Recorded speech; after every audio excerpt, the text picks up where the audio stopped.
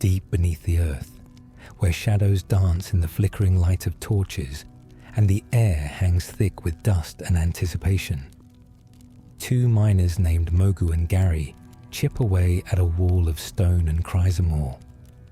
The rhythmic clang of their pickaxes echoes through the tunnels of Dauna Mine, a sound that has defined their days for longer than either cares to remember. They speak in the casual way of men who have worked side by side for years, their conversation drifting between mundane complaints about the foreman and wild speculation about the legends whispered in taverns after too much ale. The brood, dragons, creatures of immense power that once walked the world as gods among mortals, shaping the very landscape with their breath and will. Most folks dismiss such tales as children's stories, fanciful nonsense meant to frighten the young or entertain the bored. But here in the depths, surrounded by crystallized remnants of an ancient world, the line between myth and reality grows thin as gossamer thread. Mogu's pickaxe strikes something different, not the dull thud of stone or the crystalline chime of chrism, but something else entirely, something that sends a tremor up his arm and into his bones. The two men exchange glances, then begin working with renewed fervor, clearing away debris to reveal what lies beneath. Purple chrism, shot through with veins of deeper violet that seem to pulse with an inner light, beautiful, valuable beyond measure, and large, so impossibly large that it would take both men working together to extract it whole. They position the dynamite with practiced hands, light the fuse, and retreat to a safe distance. The explosion reverberates through the mine shaft, sending clouds of dust billowing outward. When the air clears enough to see, they approach their prize with tools ready. But as Mogu brings his pickaxe down against the massive crystal, something shifts within. Cracks spider across its surface, spreading faster than the eye can follow, and then it shatters in a cascade of glittering fragments. What emerges from within stops both men cold. A dragon whelp, small enough to fit in a man's arms, but radiating an aura of primal power that makes the hair stand up on the back of their necks. Its scales gleam azure blue in the torchlight, and its eyes, when they open, burn with an intelligence that speaks of something far older than its diminutive form suggests. For a heartbeat, nobody moves. The whelp stares at the miners. The miners stare back, pickaxes frozen in mid-swing. Then fear overrides wonder, and Mogu lunges forward with his pickaxe raised. The dragon whelp reacts on pure instinct, drawing breath and releasing a gout of flame that engulfs Mogu where he stands. There are no numbers to quantify the damage, no mathematical formula to describe what happens when dragon fire meets human flesh. There is only the smell of burning meat and the charred remains that collapse to the mine floor. Garr screams and runs, but fire cares nothing for terror or regret, and soon he too lies still among the scattered chrism fragments. The dragon whelp, this creature that will come to be known as Ryu, stumbles through the mine tunnels in a daze. Somewhere in the recesses of its mind, a voice calls out, warning it to stop, to calm itself, but the words are drowned beneath waves of confusion and primal fear. Other miners attempt to subdue it with tools and courage born of desperation. Some flee, some fight, none succeed. Bodies pile up in the dragon's wake, and still it pushes forward, driven by an instinct it doesn't understand toward an exit it cannot name. At the mine's edge, where massive machinery moves ore from deep earth to waiting trains, an operator named Boss spots the rampaging whelp. He acts without hesitation, swinging a crane's heavy hook in a wide arc that catches the small dragon across its skull. The world goes dark for Ryu. consciousness fleeing under the force of the blow. When awareness returns, it finds itself caged. Iron bars surrounding it on all sides, the cage secured to a flatbed car on tracks that wind down the mountainside. The gentle rocking of the train car does nothing to soothe the dragon's panic. It thrashes against the bars, hurls itself against the walls of its prison with increasing desperation. Metal groans under the assault. Bolts loosen, and finally, mercifully, catastrophically, the cage breaks free from its moorings and tumbles down the mountainside, bouncing off rocks and trees until it comes to rest in a clearing deep within Cedar Woods. Ray has been tracking a boar for the better part of an hour.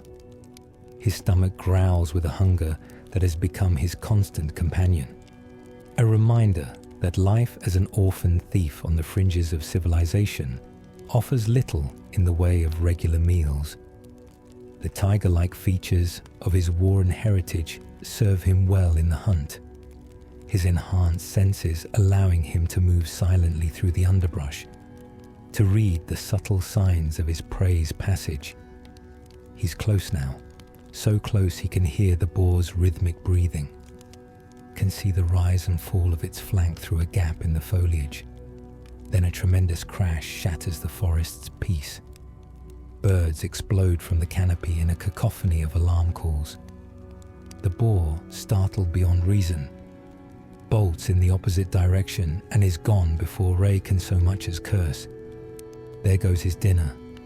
There goes his chance to bring something substantial back to Teepo. Anger bubbles up in his chest, hot and bitter, and he stalks toward the source of the disturbance, ready to give whoever or whatever ruined his hunt a piece of his mind. What he finds drives the anger right out of him, replaced by something more complicated. A naked boy, small and blue-haired, lies unconscious in the dirt near a battered cage. 2 cur dogs circle the child, hackles raised, mouths slavering in anticipation of an easy meal. Ray dispatches them with swift, brutal efficiency. The boy whimpers something. That sounds like mommy. And despite every survival instinct screaming at him to walk away, to not take on another mouth to feed when he can barely keep himself and Teepo alive, Ray scoops up the child and carries him home. The home in question is a ramshackle treehouse deep in the heart of Cedar Woods, far from prying eyes and the reach of McNeil Village's more judgmental citizens. Teepo, another orphan roughly the same age as the blue-haired boy, greets Ray's return with his characteristic enthusiasm. He bounces on the balls of his feet, eyes wide with curiosity, at the unconscious child Ray deposits on the spare bed. Who is he? Where did he come from? Can they keep him? The questions tumble out faster than Ray can answer, and eventually he just waves a hand in surrender and suggests they go find food while their unexpected guest recovers. When Ryu wakes, he finds himself in a strange place surrounded by strange faces. Teepo introduces himself with an energy that borders on manic, already treating Ryu like the little brother he never had. Somehow, without being told, Teepo knows the boy's name, speaks it with a certainty that seems to transcend normal explanation. Perhaps it's intuition. Perhaps it's something deeper, a connection between 2 members of the same long-forgotten race. Either way, Ryu and Teepo and Ray become a unit, a makeshift family bound not by blood, but by circumstance and need. Life settles into a rhythm. Ray teaches both boys the skills they'll need to survive in a world that has no interest in caring for unwanted children. How to move silently through the forest. How to read tracks and weather signs. How to fight when fighting becomes necessary. And how to run when discretion proves the better part of valor. They practice with wooden swords and hand-to-hand techniques, building strength and coordination through repetition and friendly competition. But skill with a blade won't fill empty bellies, and so they turn to theft. McNeil Village lies a short trek from their forest home, a farming community that serves as the breadbasket for the surrounding region. The harvest has been poor of late, the villagers on edge and watchful, but desperation makes thieves of them all. They target travelers on Ural Road, quick strikes and quicker retreats that leave their marks frustrated but rarely seriously harmed. It's not much, but it keeps them fed. It keeps them alive. Their activities eventually bring them to the attention of Bunyan, a woodsman of impressive size and strength who lives alone in a cabin not far from their hideout. He catches them red-handed one day, and rather than turning them in or beating sense into them, he sets them a task. Mount Glaus, the peak that looms over Cedar Woods like a disapproving parent, has become home to a monster called the New. The creature has been attacking travelers and threatening the stability of the entire region. Kill it, Bunyan says, and he'll overlook their attempted theft of his provisions. Fail, and well, they'll likely be too dead to worry about consequences. The three boys approach the task with a mixture of trepidation and excitement. This is different from petty theft or running from angry shopkeepers. This is real danger, the kind that could get them killed if they're not careful. They climb Mount Glaus under cover of night, finding shelter in an abandoned cottage as darkness falls. Morning comes with a roar that shakes the mountain, and they rush outside to confront the Nue. The battle is chaos. The Nue is massive, all claws and teeth and raw aggression, and the boys are just that, boys, barely trained and fighting for their lives. But they have something the Nue doesn't. They have each other. Ray's speed creates openings. Teepo's magic, newly learned under the tutelage of Migas the wizard back in McNeil, strikes with surprising force. And Ryu, fighting on instinct more than training, discovers a reserve of strength he didn't know he possessed. They wound the creature badly enough that it retreats into a cave, and they pursue, finishing what they started in the darkness beneath the mountain. Victory tastes sweet. Bunyan greets their return with what might be approval hidden beneath his gruff exterior.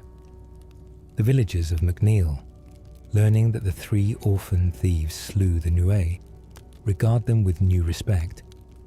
For a brief, shining moment, they're not outcasts anymore. They're heroes. It's intoxicating, this feeling of belonging, and they bask in it like plants in sunlight, unaware of how quickly light can turn to shadow. A man named Loki approaches them with a proposition.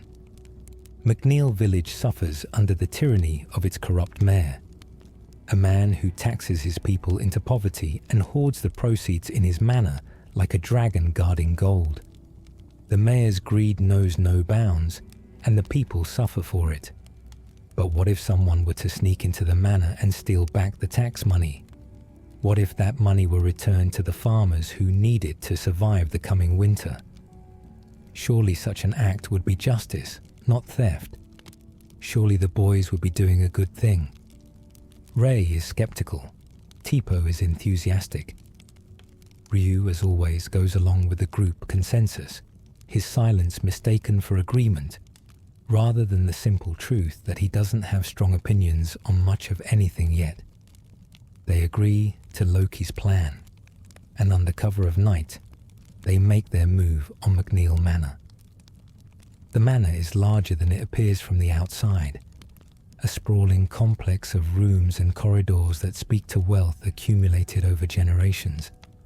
Getting inside proves easier than expected when Ray, leaning casually against what appears to be solid wall, discovers it's actually a concealed entrance that gives way under his weight. They bribe a guard with a handful of coin, sneak past another by returning his lost wallet and playing on his gratitude, and eventually find themselves in the manor's chicken coop.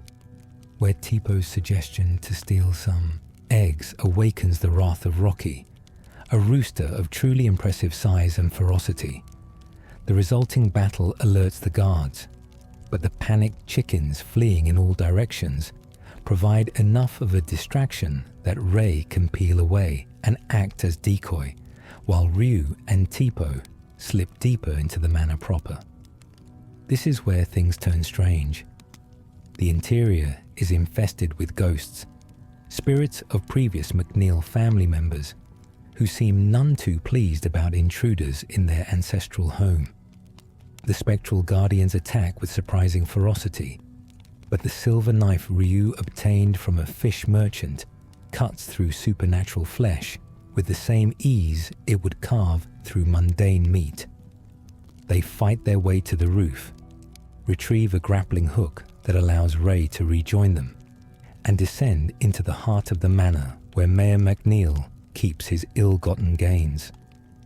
The final confrontation sees the ghosts merge into a massive amalgam, a boss creature of considerable power that nevertheless falls before the combined might of 3 determined boys. McNeil, cornered and terrified, hands over the tax money with shaking hands. They spend the rest of the night distributing the recovered funds to the villagers, slipping pouches of coin into mailboxes and under doorsteps, imagining the gratitude and relief that will greet the morning. They return home exhausted but satisfied, confident they've done something genuinely good in a world that rarely rewards such efforts. Reality hits them like a fist the next day. The villagers haven't kept the money. They've returned it to Mayor McNeil, apologizing for the theft, desperate to avoid his displeasure. Worse, Loki's plan was never about justice at all. He intended to frame the boys while keeping the money for himself, a scheme that might have worked if Bunyan hadn't intervened to warn them. But the warning comes too late to matter, because McNeil's ties to a larger criminal organization mean consequences are already in motion. The syndicate sends enforcers. Barlio and Sunder, 2 brothers of the Horseman clan, arrive at the treehouse with orders to eliminate the problem. The boys try to fight. They give it everything they have, every technique Ray taught them, every spell Teepo learned from Migas, every ounce of determination Ryu can muster. It's not enough. It's not even close. The brothers are professionals, seasoned killers who dispatch the 3 boys with casual efficiency. They set fire to the treehouse, leaving the bodies to burn, and depart satisfied that they've earned their pay. Ryu wakes in Bunyan's cabin, every muscle screaming in protest, his mind fogged with pain and confusion. Bunyan's rough hands tend his wounds with surprising gentleness, applying poultices and bandages with the practiced ease of someone who has seen violence and its aftermath many times before. Ray and Teepo are dead, Bunyan tells him gently. The fire consumed them. Ryu alone survived, whether through luck or some quirk of his draconic nature that makes him harder to kill than ordinary children. The grief is overwhelming, a tidal wave that threatens to drag Ryu under and never release him. But beneath the grief burns something else: determination, a refusal to accept that his brothers are truly gone. He will find them. He will prove Bunyan wrong. And if he can't find them, if the worst is true, then he will find whoever is responsible and make them answer for what they've done. His search leads him toward Wyndia, the largest kingdom in the eastern lands. But crossing Mount Murneg means passing through territory controlled by the very men who killed his family. Barlio and Sunder spot him on the mountain path, and their surprise at seeing him alive quickly turns to grim determination. They didn't finish the job properly the first time. They won't make that mistake again. Sunder moves first, driving a knife between Ryu's shoulder blades with the kind of precision that comes from long practice. The pain is exquisite, white-hot and all-consuming, and Ryu feels his human form slipping away like sand through fingers. Emergency transformation, triggered by mortal injury, is not a conscious choice, but a survival reflex built into the brood's very DNA. One moment Ryu is a wounded boy collapsing to the mountain path. The next, he's a dragon whelp again, the same form that terrorized Dauna Mine, the same creature that burned 2 miners to ash without meaning to. Barlio's eyes light up with avarice. A dragon. A real living dragon. The king of Wyndia would pay a fortune for such a prize, and if they present it as a threat they've heroically captured, the reward might be even larger. They cage the unconscious whelp and transport it to Wyndia Castle, imagining the glory and gold that await them. The presentation to the royal family goes catastrophically wrong, as Barlio dramatically whips away the sheet covering the cage, expecting gasps of awe and terror. He finds not a dragon but a naked boy, unconscious and bleeding from a knife wound in his back. King Gilder's face goes from curious anticipation to thunderous rage in seconds. The Queen's expression matches her husband's fury. They've been brought a wounded child, not a monster. Barlio's protests that the boy was a dragon moments ago fall on deaf ears. Guard sees all three, Barlio and Sunder for their obvious deception, Ryu by association. The dungeon of Wyndia Castle is cold and damp, with stone walls that weep moisture and iron bars that have held everyone from common thieves to political prisoners. Ryu sits in his cell, back against the wall, too tired and hurt to even attempt escape. The situation seems hopeless. Then Nina appears. Princess Nina of Wyndia is younger than Ryu by a year or two, but she carries herself with the confidence of someone who has never known true want or danger. Her blonde hair is pulled back from a face that's still losing its childish roundness, and her eyes reflect a compassion that her station could easily have denied her. She visits Ryu in secret, bringing food and water and asking questions in a soft voice that invites honesty. He tells her about Ray and Teepo, about the fire and his desperate search, about how everything went wrong on the mountain. She listens without judgment, and when he finishes, she makes a decision that will change both their lives. She's going to help him escape.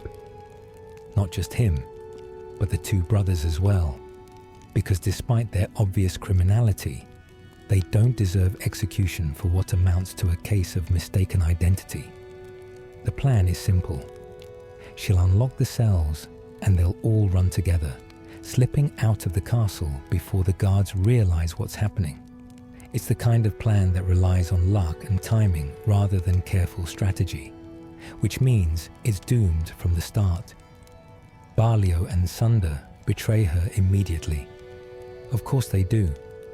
These are men who murder children for money. Honor means nothing to them. They grab Nina, using her as both hostage and insurance policy, and flee the castle with Ryu in pursuit. The chase leads through corridors and courtyards, across the castle grounds and into the countryside beyond, where the brothers have a base of operations that serves their criminal enterprise. Ryu catches up to them, fights them with everything he has, but they're still stronger, still more experienced, still capable of defeating him even when he gives his all. Whether he wins or loses this particular battle, the outcome remains the same. Nina escapes during the confusion, and the brothers, realizing their leverage is gone and the kingdom's wrath will be considerable, decide to cut their losses. They transport Ryu south to Genmel, a city built around an arena where combat is entertainment and champions are treated as royalty. The brothers have a plan, and it's actually clever enough that it might work. They convince Nina, who has followed them south in a desperate attempt to rescue Ryu, to agree to a contest. Let Ryu and any friends Nina can gather fight in the upcoming contest of champions. If they win, they all go free. If they lose, well, the brothers will have profited from the gambling either way, and nobody can say they weren't given a fair chance. As insurance, they keep one member of the group hostage. Nina accepts, because what choice does she have? The contest of champions is exactly what it sounds like. Fighters from across the region gather to test their skills in single combat and team battles, competing for prize money and glory in equal measure. The arena itself is a marvel of engineering, with different battlefields for different challenges. The Hall of Fire features platforms over molten lava. The Hall of Ice coats everything in treacherous frost. Each environment favors different fighting styles and punishes mistakes with spectacular brutality. Ryu's team, rounded out by Momo, a young inventor they met during their flight from Wyndia, and Peco, a sentient onion creature born from a failed experiment, fights through the preliminary rounds with surprising success. Momo's mechanical knowledge and bazooka provide firepower both literal and figurative. Peco, despite starting at level 1 and appearing utterly useless, possesses defensive capabilities that allow him to absorb damage that would fell stronger fighters. And Ryu himself, drawing on power he's only beginning to understand, transforms into different dragon forms that turn the tide of battle time and again. They advance through the brackets, defeating opponent after opponent until they reach the finals. There, waiting for them with the patience of someone who has never lost, stands Garr, the Guardian, champion of champions, a figure carved from stone and purpose, 8 feet tall and wielding a spear with casual mastery that speaks to decades of training. He looks at Ryu with an expression that might be curiosity or might be recognition, and the match begins. It's not even close. Garr dismantles Ryu's team with methodical precision, his attacks ignoring defense as if armor were made of paper. He doesn't showboat or prolong the fight unnecessarily. He simply wins, as he has won every contest for years beyond counting. But when the time comes to claim his prize, he makes a request that surprises everyone, especially Balio and Sunda. He wants Ryu and his companions, wants them free, released from any obligation to the brothers, wants to travel with them. The brothers, terrified of the legendary Guardian and unwilling to argue, agree immediately. Garr becomes their protector and guide. He leads them through regions they've never seen, explains aspects of the world that children raised on the margins would have no way of knowing. He's patient with their questions, stern but fair when training them in combat techniques that go beyond simple brawling. And always his attention returns to Ryu with an intensity that suggests something deeper than simple interest. He tells them he wants to show Ryu something important, something at Angel Tower, a sacred site in the Urken region where Garr's people make their home. The journey there takes weeks, winding through the recovered territories of eastern Wyndia and across landscapes that shift from fertile farmland to rocky highlands. They reunite with Nina in Wyndia, where she's been dealing with the political fallout of her unauthorized adventure. She joins them without hesitation, unwilling to be left behind again. They also encounter Ray, alive and transformed. He can become a were-tiger now, a bestial form of terrible power that he's been using to hunt down everyone connected to the organization that destroyed his home. The reunion is emotional, joyful, and painful in equal measure, and Ray joins their growing party with the understanding that they're all seeking the same thing: answers about why their lives have been shaped by forces beyond their control. The approach to Angel Tower inspires awe even in those who have seen wonders before. The structure rises from the landscape like a spear thrust into the earth by divine hands, its architecture defying casual explanation. Stone that should have eroded over centuries remains pristine. Stairs lead both upward toward the sky and downward into depths that swallow light. The surrounding village of Urkantapa reveres the place, treating it as the physical manifestation of their covenant with divinity. Garr leads them inside, down passages that spiral ever deeper into the earth. He solves puzzles with practiced ease, moving stone blocks to open paths forward, navigating the darkness with the confidence of someone who knows these halls intimately. At the bottom of the tower, he asks that only Ryu accompany him further. The others, sensing something momentous about to occur, reluctantly agree. The chamber they enter is vast beyond measure, its ceiling lost in shadow, its floor covered in bones, dragon bones, hundreds upon hundreds of skeletons scattered like discarded toys, bearing silent witness to slaughter on an unimaginable scale. In the center stands a ziggurat, and around its base rest 4 stone tablets. Garr leads Ryu to one of them and invites him to read the inscription. The tablet bears Garr's name. Below it, a number, 299, the number of brood that Garr personally killed during what history calls the Brood War. The other 3 tablets bear similar names and numbers. Gats, 173, Gorr, 207, Geist, 234. Together, the 4 guardians accounted for nearly 1,000 dragon deaths, an act of genocide carried out in the name of protecting humanity from a threat that never actually existed. Ryu's mind reels, trying to process the enormity of what he's being told. The brood weren't monsters. They were people. They had families and culture and a right to exist, and they were slaughtered because a goddess named Myria convinced the world they represented unacceptable danger.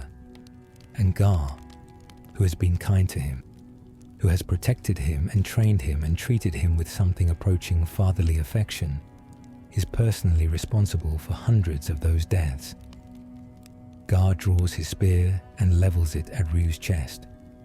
He explains that he is a guardian, created by Myria for the express purpose of killing dragons. He has completed his mission against 999 brood. Ryu is the 1000th, the last, the final task that will allow Garr to consider his purpose fulfilled and enter the stone sleep, the ritual hibernation that returns a guardian's power to their creator.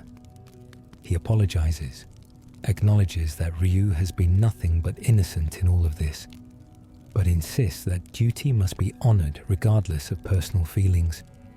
They fight there, in that charnel house of dragon bones, surrounded by the ghosts of Ryu's slaughtered people. And Garr, despite his legendary status as an undefeated warrior, despite his size and strength and centuries of experience, loses. Ryu defeats him with a combination of skill and raw power that makes a mockery of every assumption Garr has held for his entire existence. As Garr lies on the ground, blood seeping from wounds that are not quite fatal, a terrible realization crashes over him. The brood never fought back. Not once, in all the killing, did they resist with their full power. If they had, the guardians would have been slaughtered, which means everything Myria told them was a lie. But Ryu isn't done. The spirits of the dead brood, sensing one of their own in this place of massacre, surge forward from their resting places. They surround Ryu with ethereal forms that pulse with anger and grief, urging him to kill Garr, to avenge what was done to their people, to make the guardians suffer as they suffered. The pressure is overwhelming, a psychic assault that strips away everything Ryu has learned about mercy and restraint and being better than those who have wronged him. He feels himself slipping away. feels something ancient and terrible rising from the depths of his soul. The transformation is nothing like the relatively controlled shifts he's experienced before. This is the Kaiser Dragon, a form of absolute power and zero control. Pure destructive potential given shape and wings.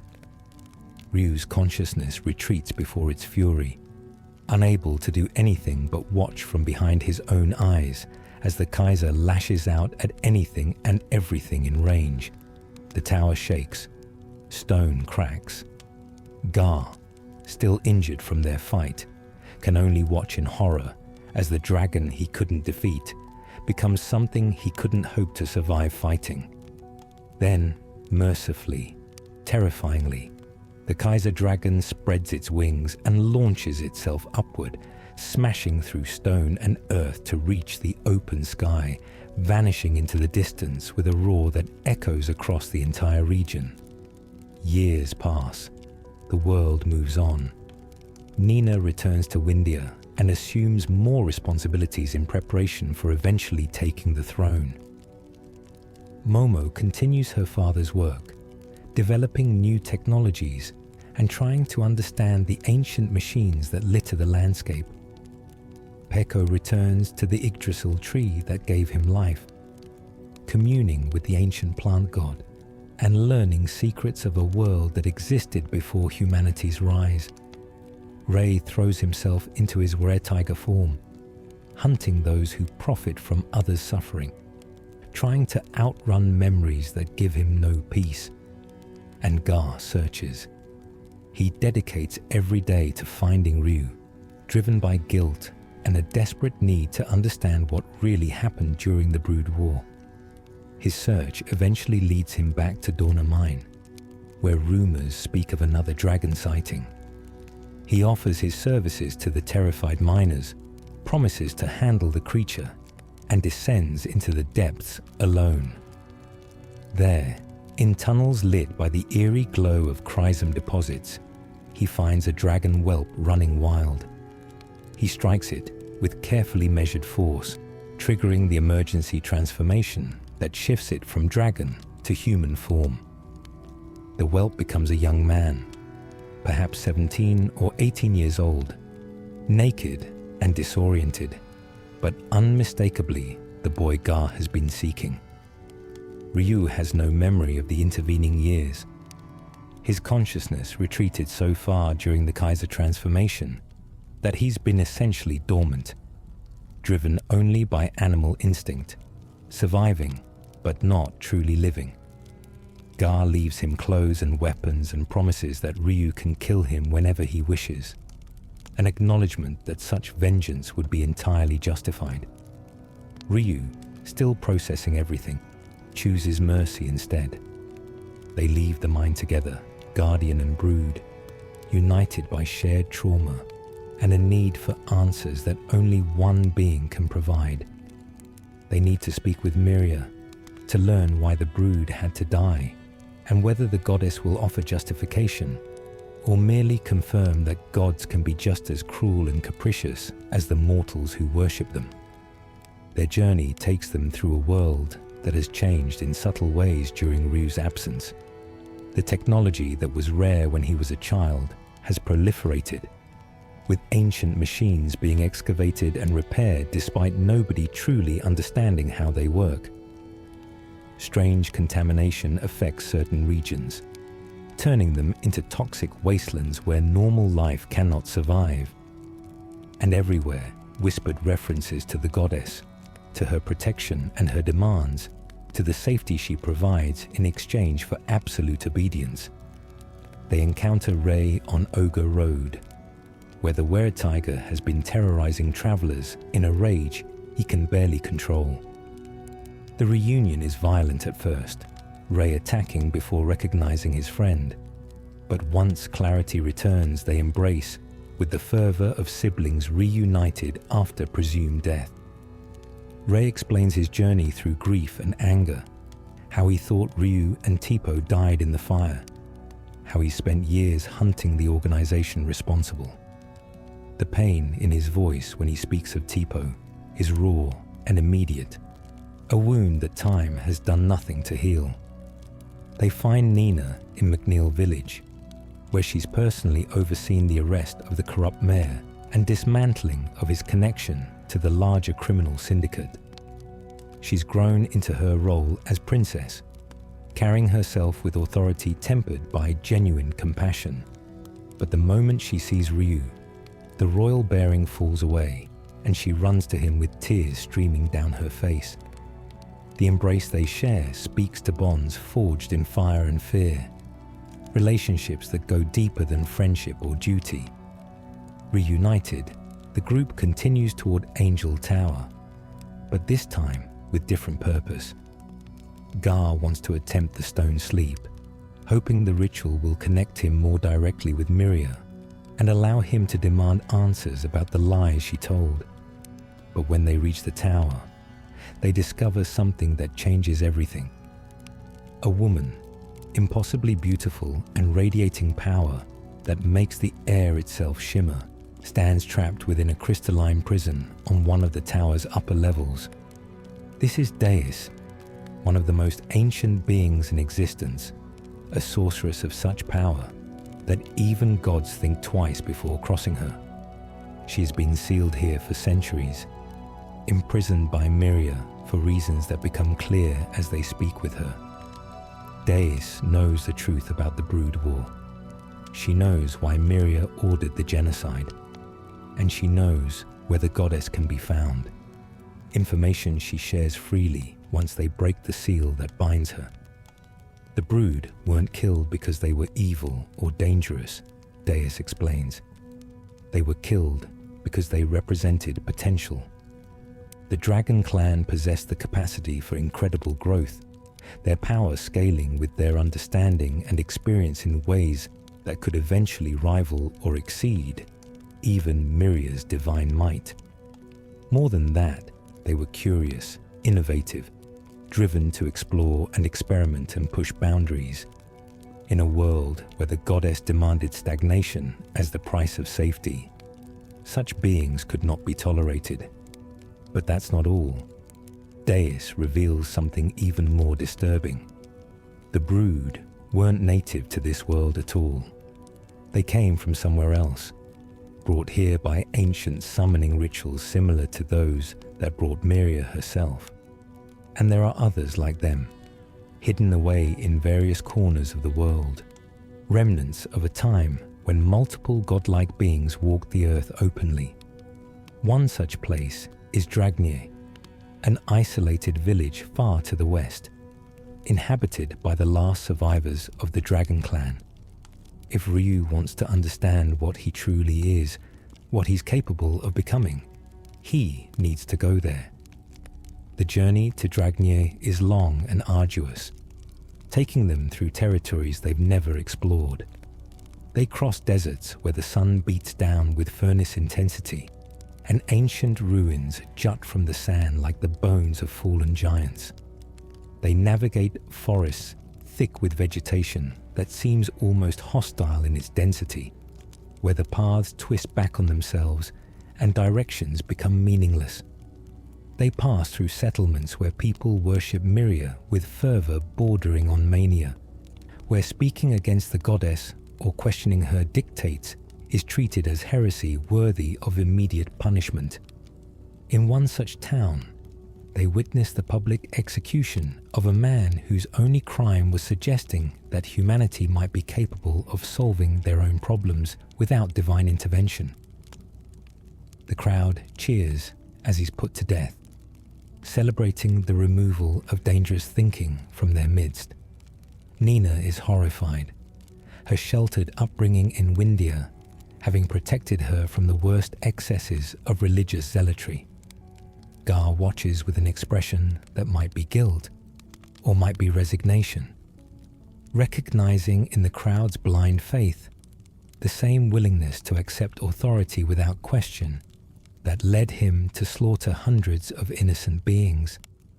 They pass through the remains of old battlefields, places where advanced technology was deployed during conflicts now largely forgotten by common folk.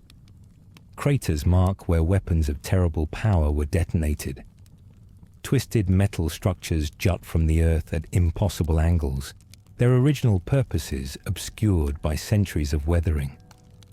Strange contamination affects the soil and water, creating zones where nothing natural can grow, and the air itself seems to reject life. These are the scars of a civilization that reached too high, developed too quickly, and was brought low by its own creations.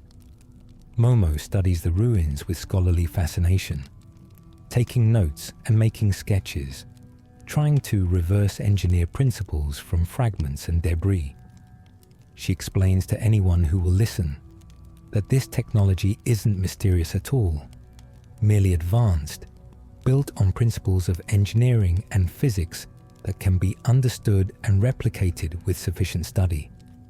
The problem is that Wyndia has forbidden such research, declaring it too dangerous for mortals to pursue. Anyone caught attempting to recreate the old technologies faces severe punishment, usually execution, occasionally something worse. The party encounters resistance as they travel. Agents of Wyndia, both human and otherwise, attempt to stop them from reaching Dragnea. Some are warriors who fight with skill honed through decades of service to the goddess.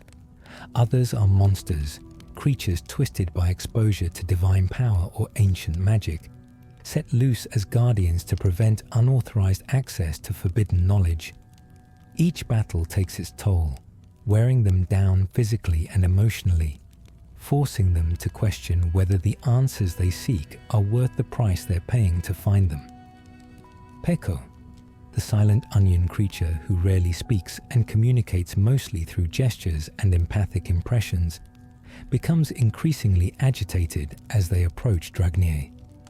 He can feel something ahead, some presence or power that resonates with his own nature as a being born from a god tree.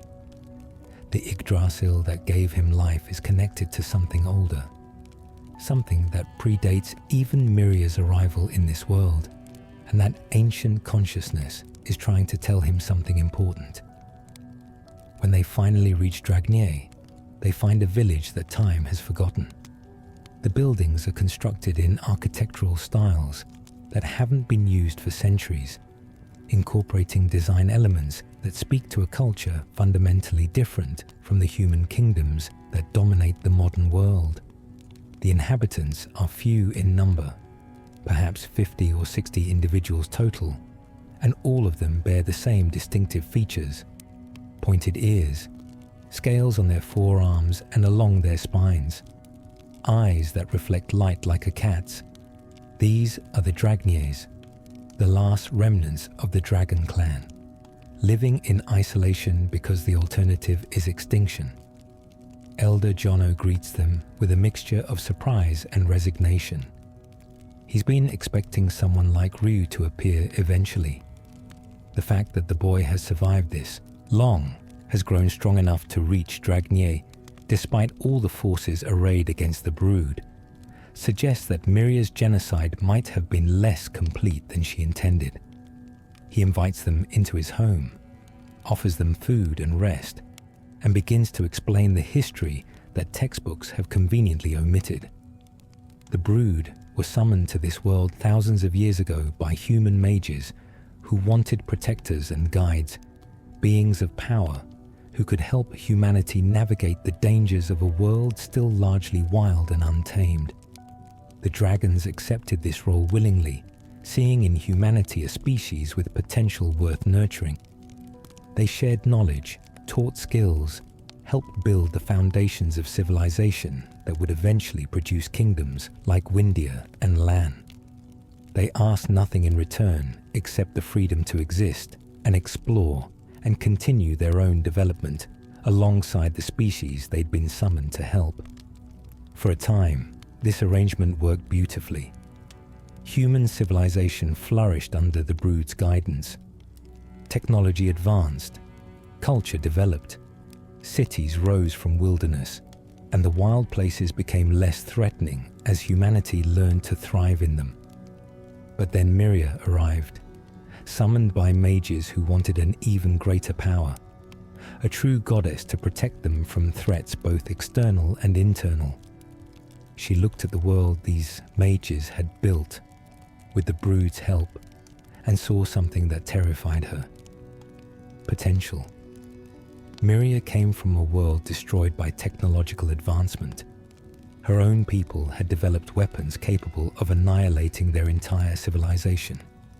And in the end, that's exactly what happened. She was one of the few survivors, a being of immense power who escaped through the same dimensional barriers that allowed summoning magic to work. When she saw humanity heading down the same path, developing technology that could eventually produce weapons of mass destruction, she made a decision. She would save them from themselves by imposing limits they could not circumvent. But the brood represented a problem. They encouraged innovation, celebrated curiosity, pushed humanity to explore and experiment and grow beyond their current limitations. As long as the dragons existed, humanity would keep developing, would keep creating, would eventually reach the point where they could destroy themselves just as Myria's people had. So the brood had to die. All of them. Every last dragon needed to be eliminated so that humanity could be kept safe in perpetual stagnation, never advancing beyond the level where their weapons could threaten their own existence. The Guardians were created specifically for this task. Myria shaped them from stone and purpose, gave them strength sufficient to fight dragons and durability to withstand dragon fire, and sent them forth with orders to kill every member of the brood. The war lasted decades. The dragons, unwilling to fight back with their full power, because doing so would devastate the very humans they'd been summoned to protect, allowed themselves to be hunted down and slaughtered. Some fled to remote corners of the world. Others went into hiding, using magic to conceal their nature and blend in with human populations. A few fought back and were killed for their resistance. Most simply accepted their fate with a grace that made their genocide all the more tragic. Dragnir survived because it's hidden, protected by geographical isolation and magical wards that blur its existence from divination and searching magic. The Dragnirs who live here are not full-blooded brood, but descendants, their dragon nature diluted by generations of interbreeding with humans who fled here seeking refuge from various conflicts. They can still assume dragon forms, though the transformations are partial and far less impressive than what the original brood could achieve. They retain some draconic abilities, enhanced strength and resilience, and lifespans measured in centuries rather than decades. But they're pale shadows of what their ancestors were, and they know it. Elder Jono looks at Ryu with an expression mixing hope and sorrow. He explains that Ryu is different from the Dragnirs, different from the diluted descendants who populate the village. Ryu is pure brood, somehow preserved through the genocide, perhaps through the same chrysum stasis that protected him in Dauna Mine. His potential is unlimited, his power constrained only by his understanding and experience.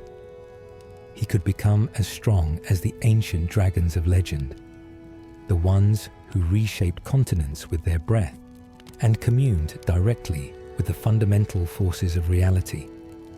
But that same potential makes him a threat to Myria's carefully constructed order.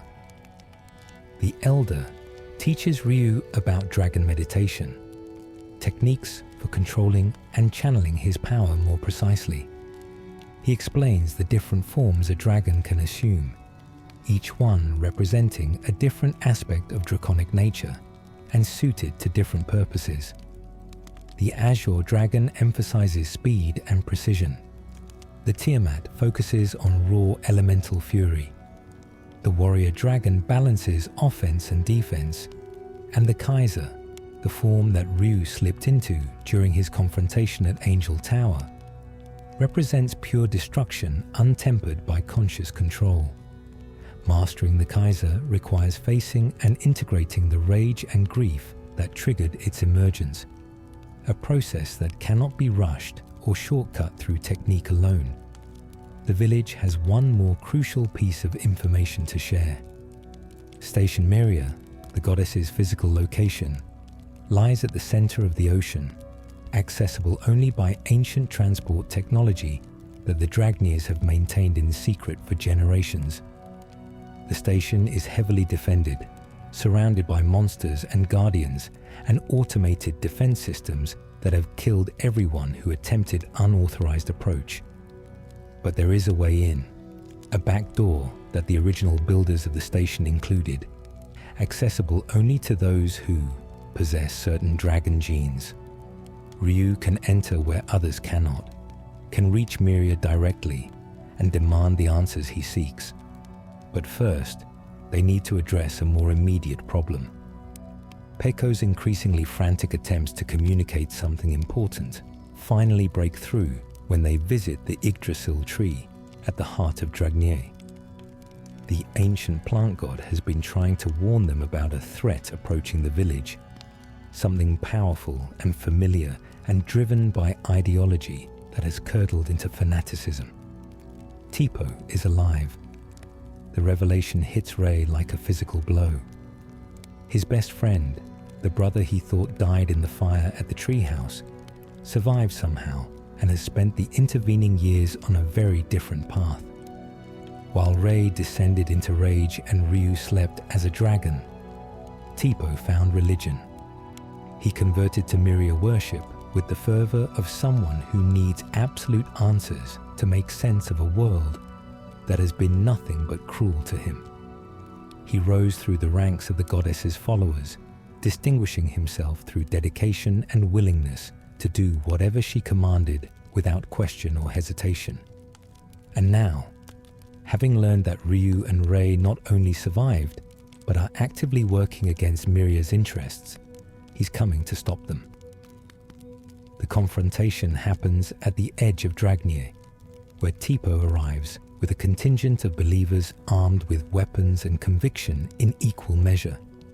He looks different from the enthusiastic boy who lived in the treehouse. Older, obviously, but also harder. The playfulness burned out of him and replaced with certainty that allows no room for doubt. He sees Ray and Ryu, and his expression shows recognition, but no warmth, no joy at reunion with those he once called family. Teepo speaks with the absolute confidence of someone who knows they're on the right side of history. He explains that Myria saved him from the fire, healed his wounds when he should have died, and showed him the truth about the world. Humanity needs protection from itself. Without divine guidance, people will inevitably develop weapons that can destroy everything. The brood represented an obstacle to that protection. Creatures that encouraged humanity's worst impulses toward innovation and exploration. Their elimination was necessary, a mercy killing that prevented future suffering on an unimaginable scale. Ryu and Ray tried to reach him, tried to make him see that the brother they knew would never defend genocide, would never support a system that treats people as children incapable of making their own choices. But Teepo has answers for every argument, justifications that slot together with the practiced ease of someone who has had this debate many times before. Freedom is meaningless if it results in extinction.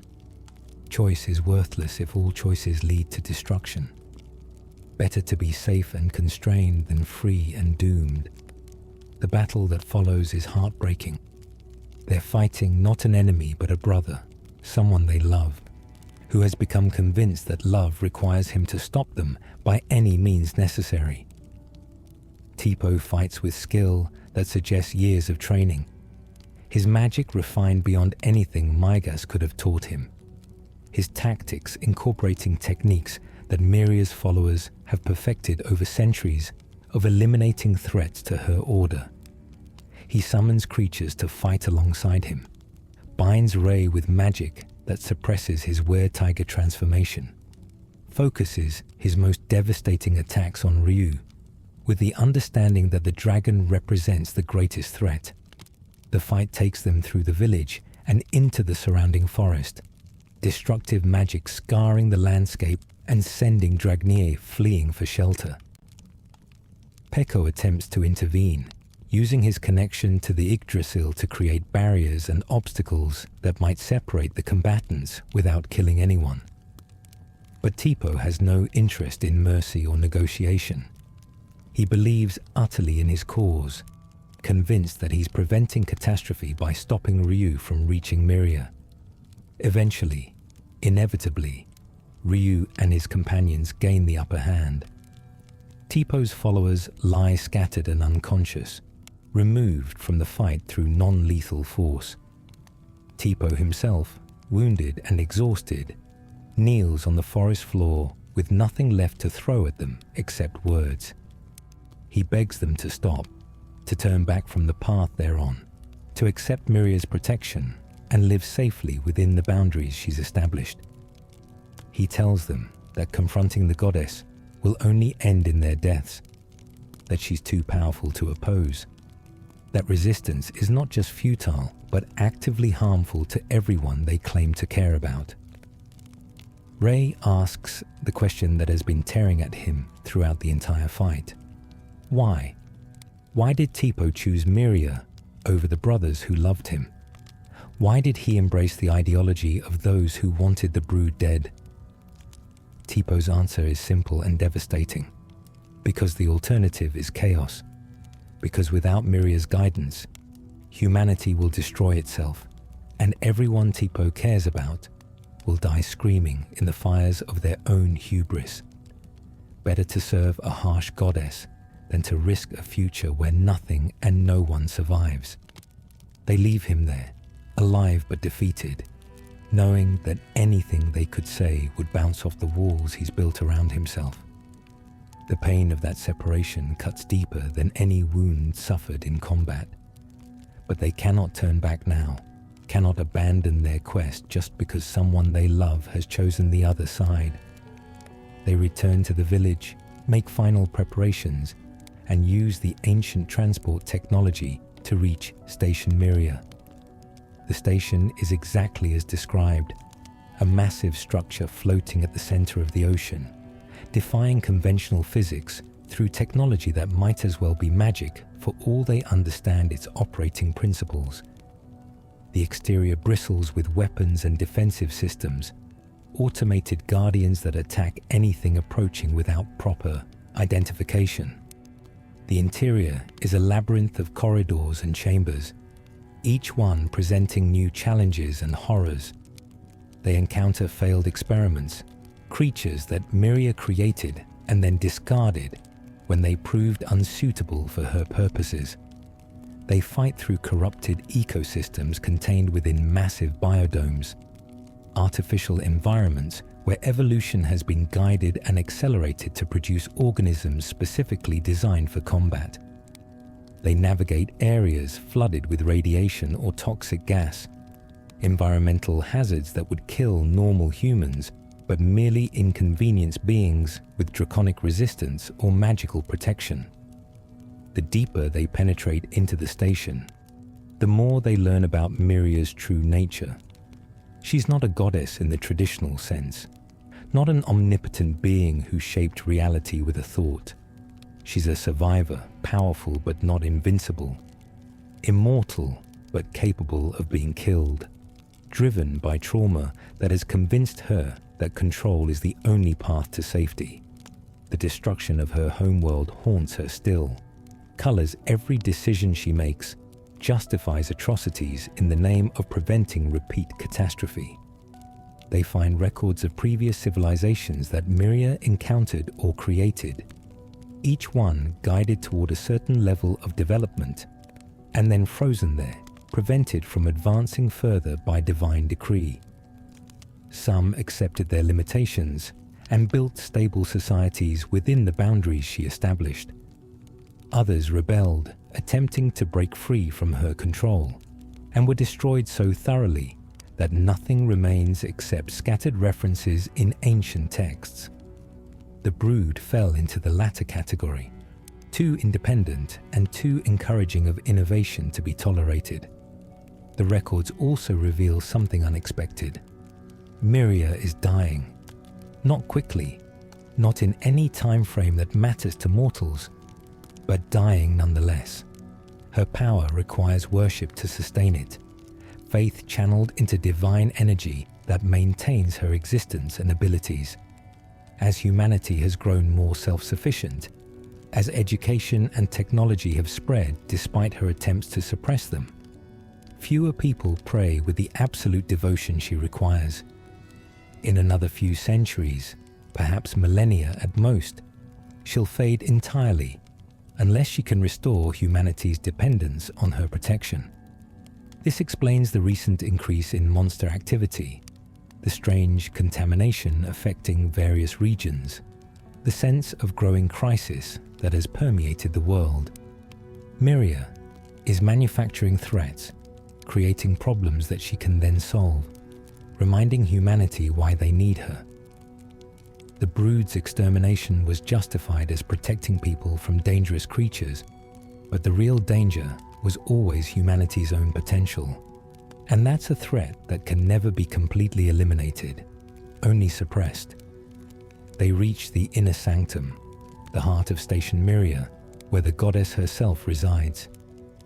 The chamber is vast beyond comprehension, its walls covered in organic technology that pulses like living tissue, its ceiling lost in artificial sky that mimics day and night in accelerated cycles. At the center, suspended in what might be a throne or might be a prison, sits Myria. She's beautiful in the way natural disasters are beautiful, terrible and awesome and utterly indifferent to mortal concerns. Her form shifts between appearances, sometimes appearing human, sometimes revealing hints of whatever she truly is beneath the mask she wears.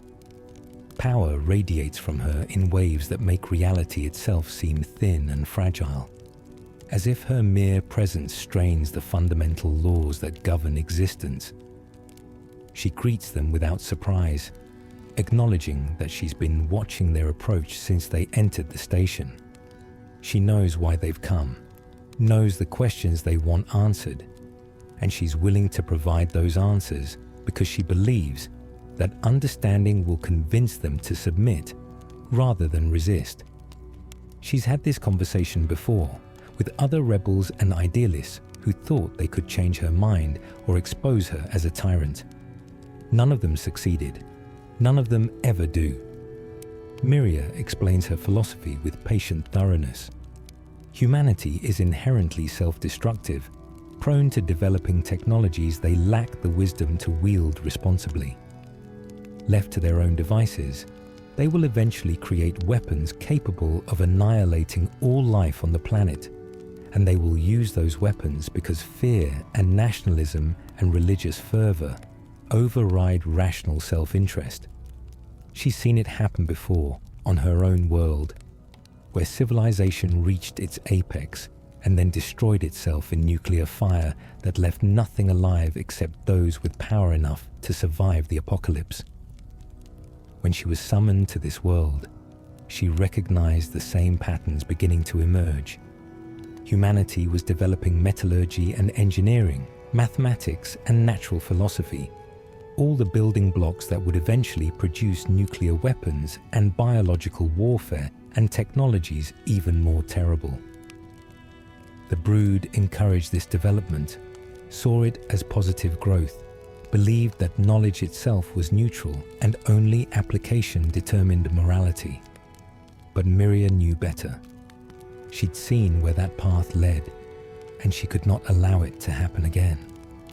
The Guardians were created specifically to eliminate the brood without harming the humans the dragons were protecting. She designed them to be strong enough to kill dragons, but incapable of harming ordinary people. Living weapons with built-in restrictions that prevented them from turning on their creator or the civilization she was protecting. The war was brutal but necessary. a surgical strike against the only force that could have prevented her from imposing the restrictions she knew humanity needed. And those restrictions have worked, she argues. For centuries, humanity has lived in relative peace and safety.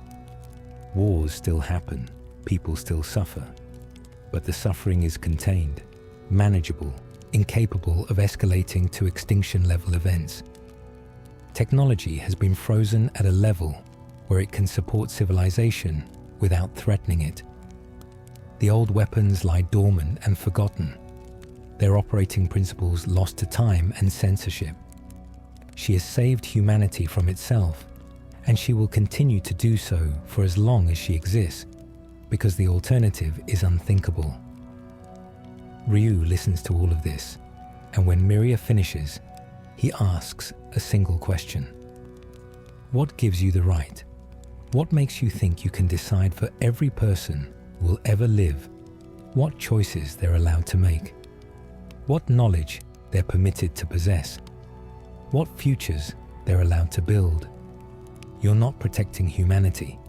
You're imprisoning them, treating them like children who can never be trusted to grow up, condemning them to eternal stagnation because you're too traumatized by your own past to imagine any future except extinction. Miria's response is calm and absolute. She has the right because she has the power, and she has the power because someone needs to make these decisions, and no mortal is capable of the long-term thinking required. Individual humans are clever and adaptable, and occasionally capable of genuine wisdom. But humanity as a species is short-sighted and tribal and driven by evolutionary programming that optimize them for survival on the savannah, not for managing weapons of mass destruction.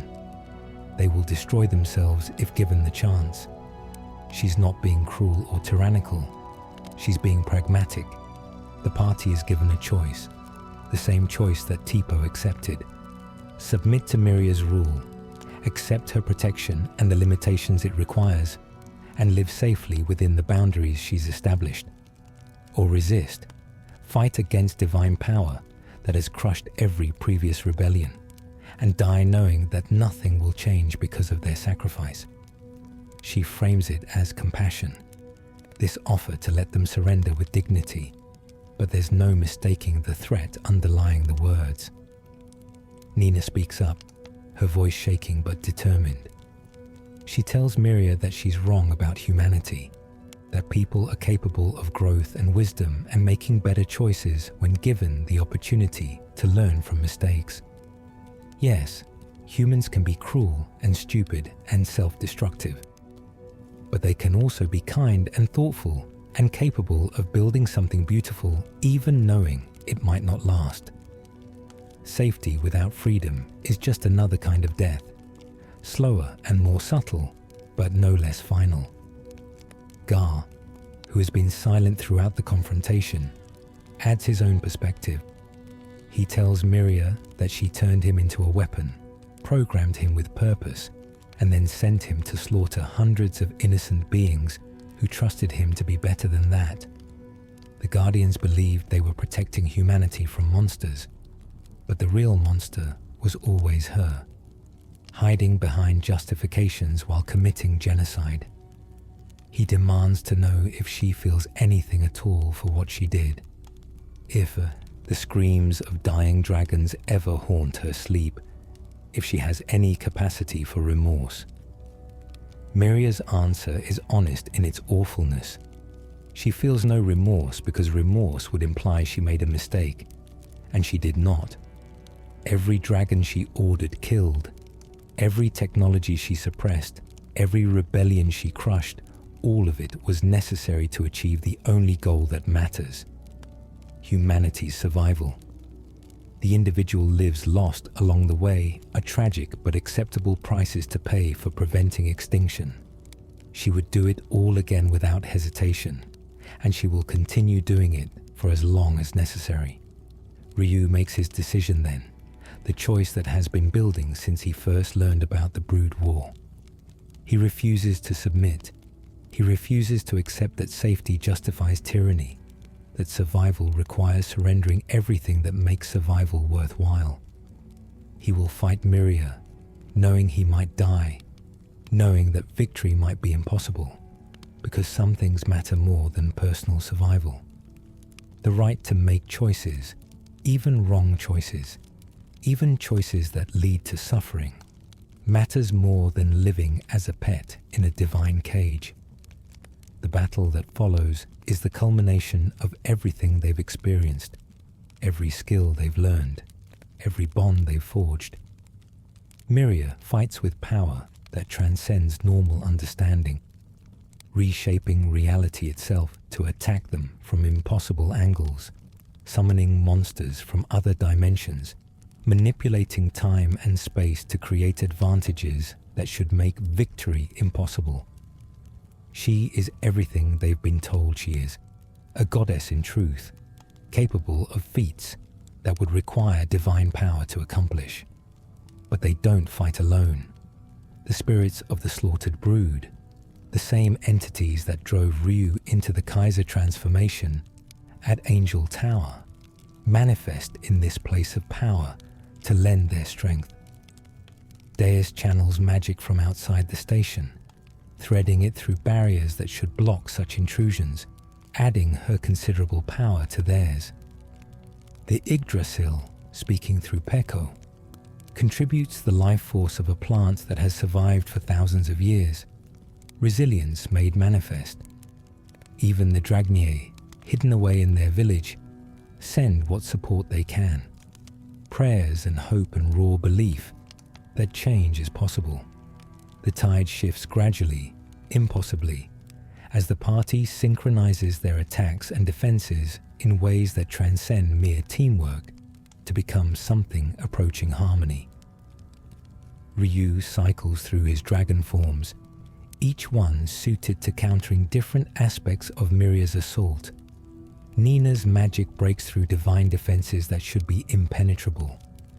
Rei's speed and ferocity exploit openings that exist for only fractions of seconds. Momo's technological understanding allows her to sabotage systems that Myria relies on for support. Garr fights with the skill earned through centuries of combat, now directed at the being who made him a weapon and sent him to kill innocence. Myria adapts her tactics, abandons restraint, unleashes power that threatens to destroy not just the party, but the entire station and everyone in it. She's willing to bring everything down around them if it means preventing the change they represent. Better for humanity to die immediately than to live long enough to develop weapons that will kill them slowly and painfully. Better to end it here, on her terms, than to let them escape and spread ideas that will eventually lead to the very catastrophe she's spent centuries preventing. But Ryu has one advantage that Myria cannot match. He has nothing to lose. She's fighting to preserve a world order she's spent centuries building, maintaining control over systems that require constant attention and adjustment, protecting humanity from dangers both real and imagined. Ryu is fighting for freedom, for the right to exist without divine oversight, for a future that might be uncertain, but at least belongs to those who will live it. And in that moment, stripped of everything except the will to resist, he transforms one final time into a form that transcends all previous limits. The Infinity Dragon is not just power, its potential made manifest. Every possible future compressed into a single moment. Every dragon that ever lived or could live channeling through one being. It is what the brood might have become if given time to develop, without fear of extermination. The ultimate expression of a species that evolves specifically to adapt and grow beyond their origins. Myria sees it and knows with terrible certainty that she cannot win this fight. The final blow is devastating, not through physical force, but through severing the connections that sustain Myria's existence. The faith that powers her, the worship that maintains her presence in this dimension. The fear that has kept humanity dependent on her protection for generations, all of it is disrupted as the Infinity Dragon's attack ripples across the world, breaking the psychological chains that have kept people from questioning divine authority. Myria's form begins to dissolve, her power bleeding away as the structure she built across centuries collapses beneath her. In her final moments, she speaks to Ryu with something that might be respect or might be resentment. She tells him that he's doomed them all, that humanity will now develop unimpeded until they reach the point where they can destroy themselves and there will be no one to stop them. She hopes he's right, hopes that people are capable of the wisdom she never credited them with, hopes that the freedom he's fought for doesn't become the instrument of their extinction. But she doesn't believe it. She's seen too much, lived through too many civilizations' deaths, to believe that this time will be different. Then she's gone, her presence fading like mist under morning sun, leaving behind only the empty station and the systems that relied on her power to function, now failing one by one. The party has minutes, maybe less, to escape before the entire structure tears itself apart. They run through collapsing corridors, dodge falling debris and exploding machinery, ride the emergency transport systems as they sputter and fail. Behind them, Station Myria dies, taking with it the last physical evidence of the goddess who shaped the world for centuries. They emerge in the ocean, teleported to safety, just as the station's final explosion sends shockwaves across the water. They float there for a time, exhausted beyond measure, processing what they've done and what it means. They've killed a goddess. They've freed humanity from divine control. They've opened up possibilities both wonderful and terrible, given people the freedom to choose their own destiny and the responsibility that comes with such freedom. The return to civilization is subdued. They're not celebrated as heroes because most people don't know what happened, don't understand that the divine presence they've relied on for protection is gone. The world continues much as it did before, at least initially, but slowly, gradually, things begin to change. Technologies that were suppressed for centuries start being rediscovered and improved. Innovations that would have been punished under Myria's rule now flourish. The monsters that plagued certain regions diminish as the goddess is no longer actively creating threats to justify her protection. But the change comes with costs. Without divine oversight, regional conflicts escalate in ways they couldn't before. Weapons development proceeds unchecked by anything except human wisdom and restraint. The knowledge that there's no goddess to save them from their own worst impulses forces people to grapple with responsibility in ways they've been able to avoid for generations. Some rise to the challenge, demonstrating exactly the capacity for growth and wisdom that Nina insisted humanity possessed. Others prove Myria's fears justified, developing weapons and using them with devastating effect, causing suffering that divine intervention would have prevented.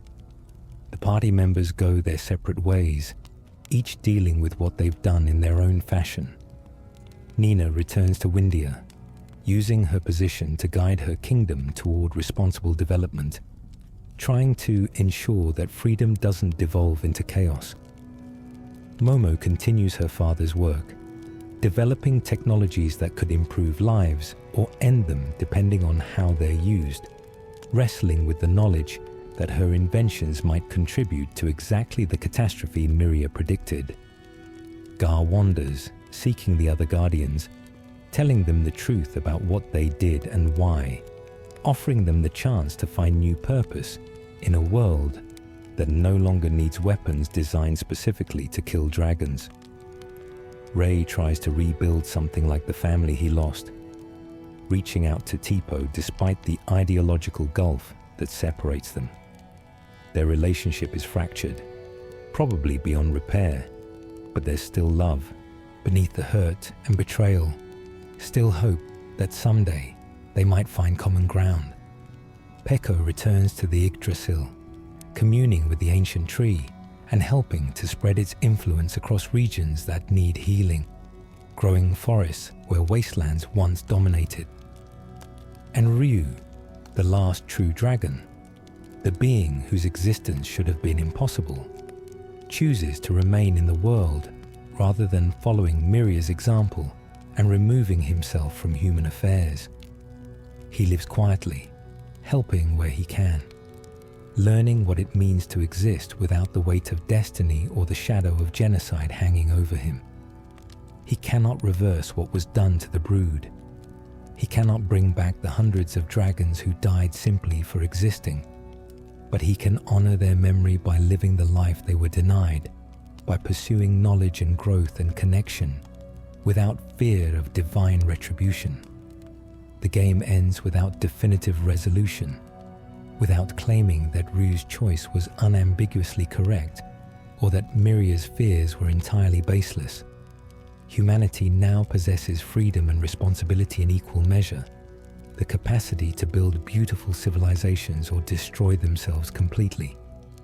Which outcome they achieve depends entirely on choices they make going forward, wisdom they develop, restraint they exercise when confronted with power that could be used destructively. Some players find this ending unsatisfying, wanting clearer guidance about whether removing Miria was right or wrong. But the ambiguity is the point. There are no easy answers to questions about freedom versus safety, about whether beings need protection from themselves, about what responsibilities come with power. The game trusts its audience to grapple with these questions, rather than providing comfortable certainty that one side was obviously correct. The themes Breath of Fire 3 explores remain relevant decades after its release. The tension between security and liberty exists in every society, manifesting in debates about surveillance and privacy, about regulation and innovation, about paternalism and autonomy. Miria's justification for tyranny, that she's protecting people from dangers they're too short-sighted to recognize, echoes arguments made by authoritarians throughout history. The question of whether some knowledge is too dangerous to possess, whether some technologies should never be developed, whether humanity can be trusted with power to destroy themselves, these remain live issues in our world, just as they were in the game's fictional setting. The Brood's genocide functions as allegory for real atrocities committed in the name of protection or progress. Throughout history, groups have been eliminated because those in power decided they represented unacceptable threats or obstacles to desired outcomes. The justifications vary, but the pattern remains consistent. Those with power convince themselves that extraordinary circumstances justify extraordinary measures, that the ends justify the means, that future generations will thank them for making hard choices.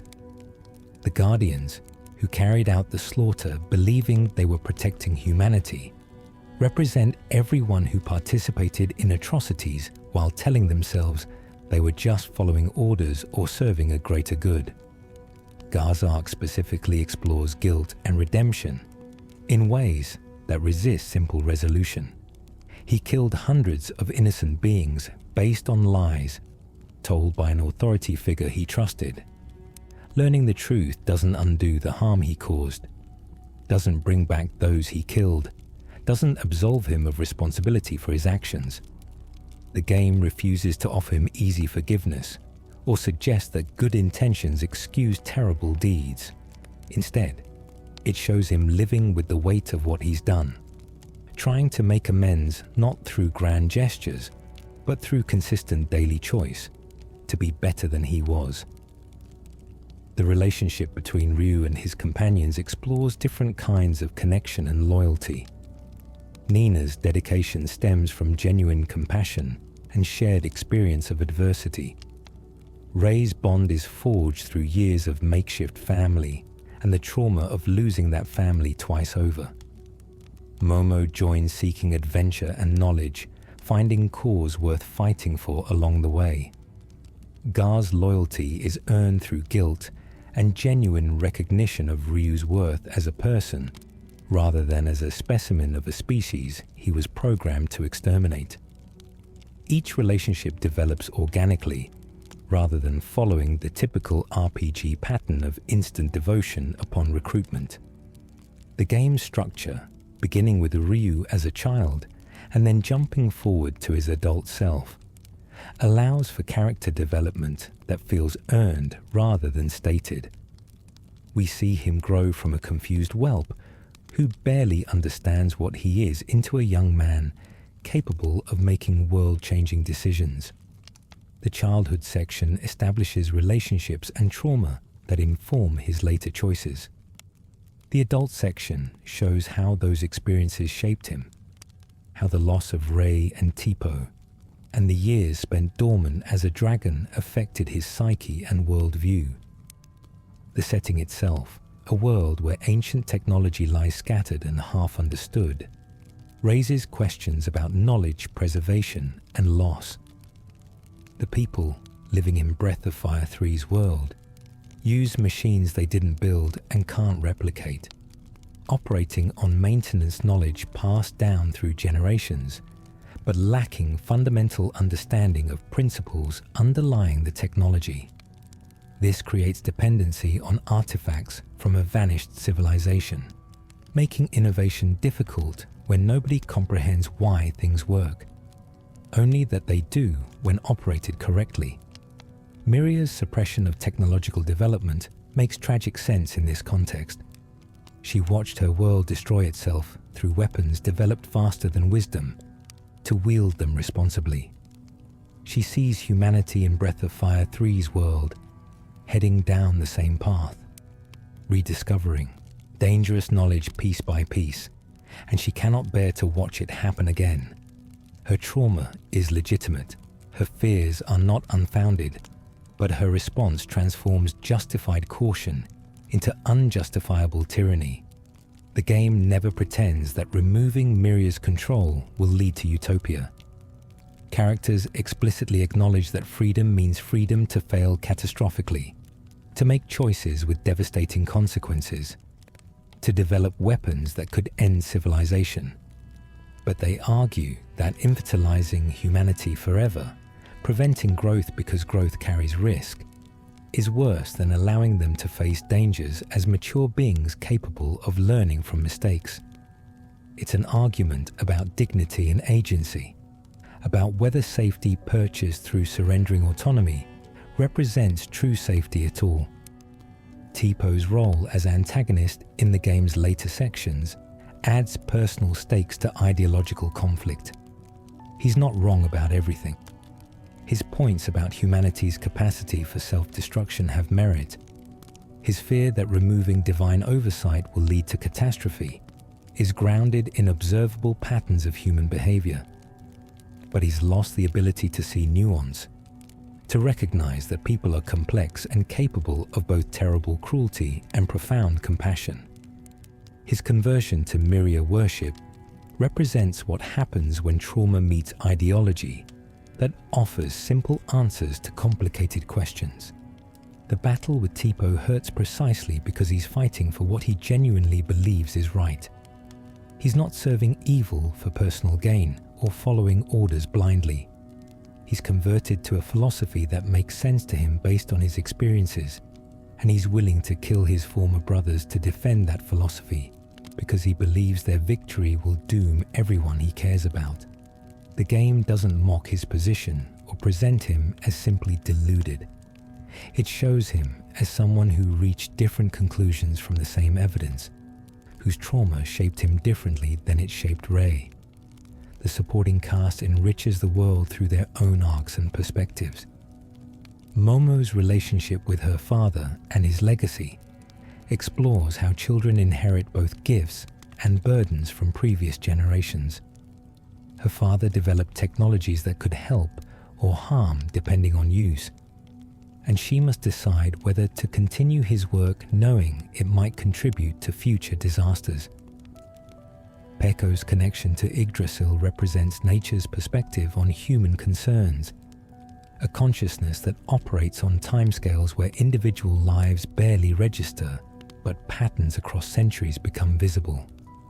Deis, imprisoned for so long that she's almost forgotten what freedom feels like, provides historical context that spans multiple civilizations. She's seen gods rise and fall, watched humanity develop and be knocked back repeatedly, observed the cycle of growth and destruction play out across thousands of years.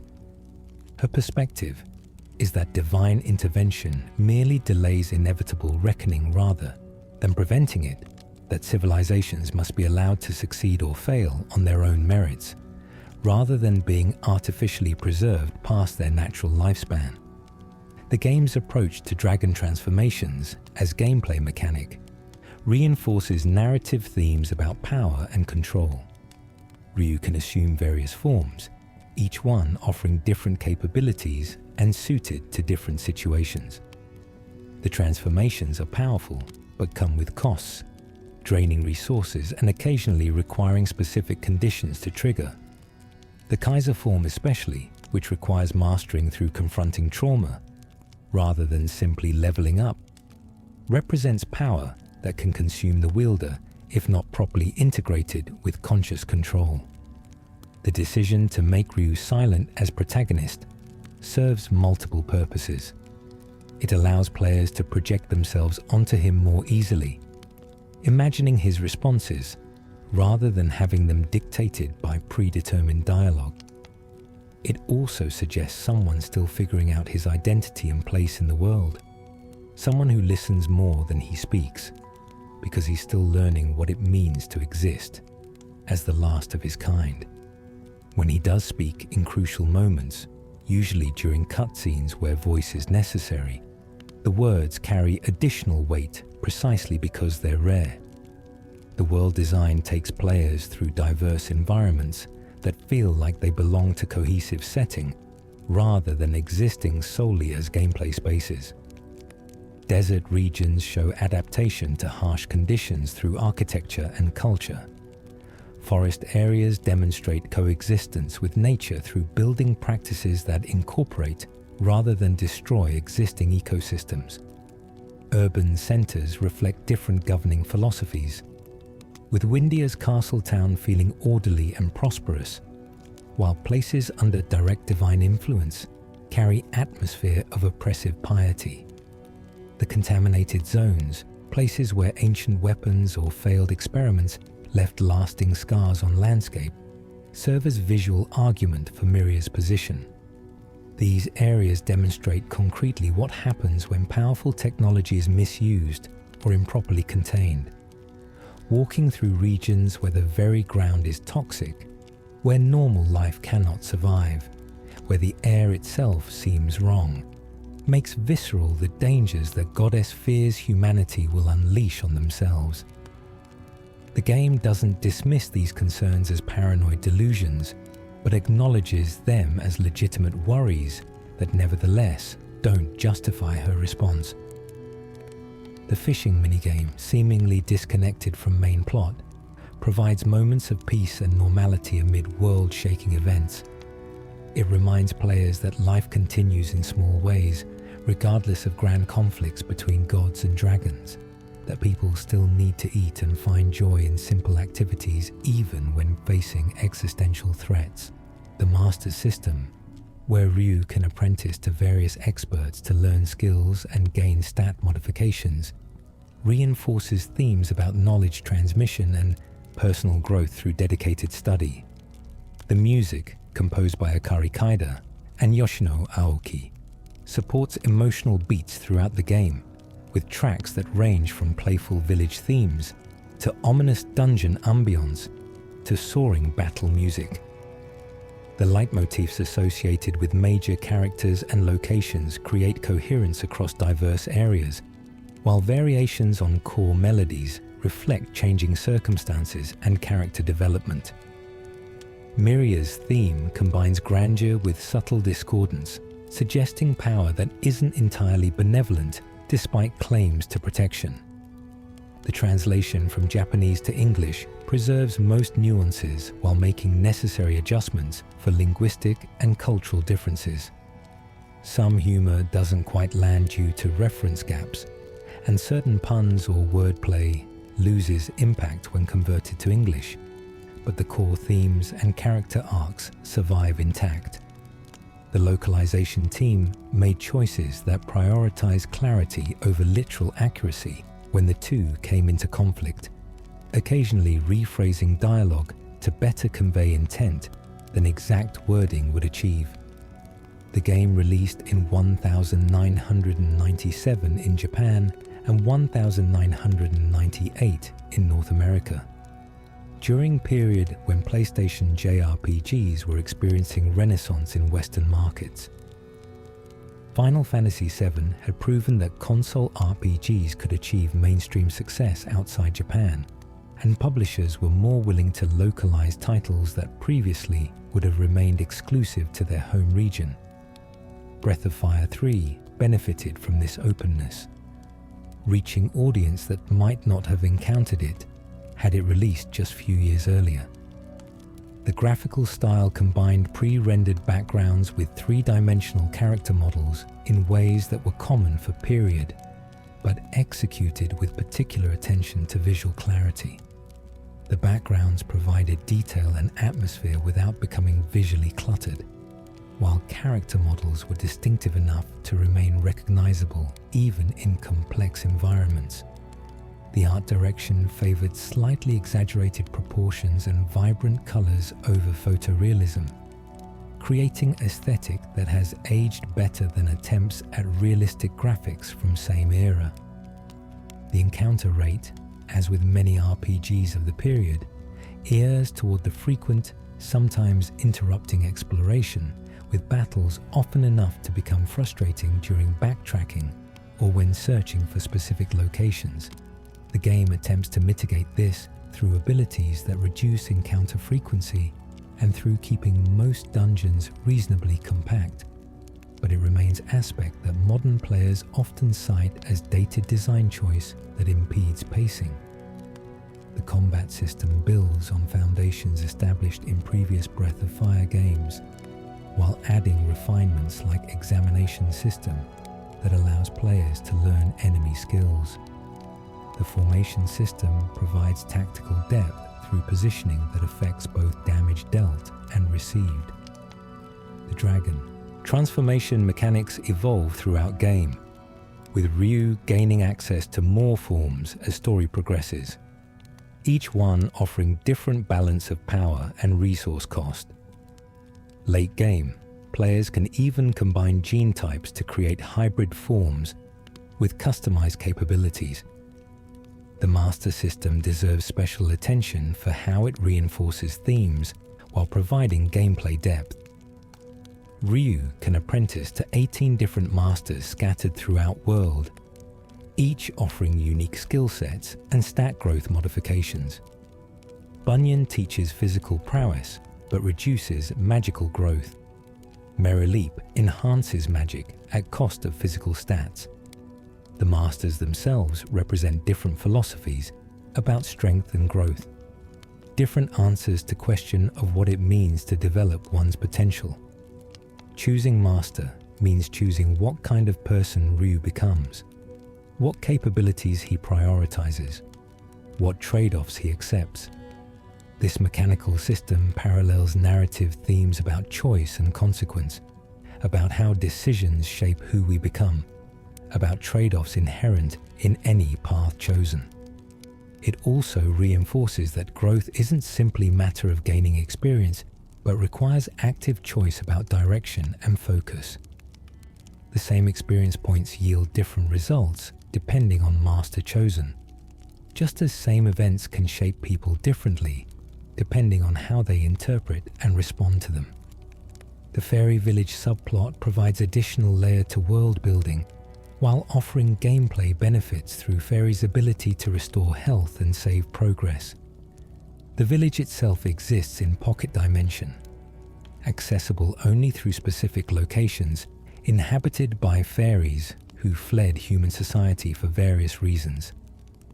Some left because they were mistreated, others because they found human civilization incompatible with their nature, still others because they simply preferred solitude.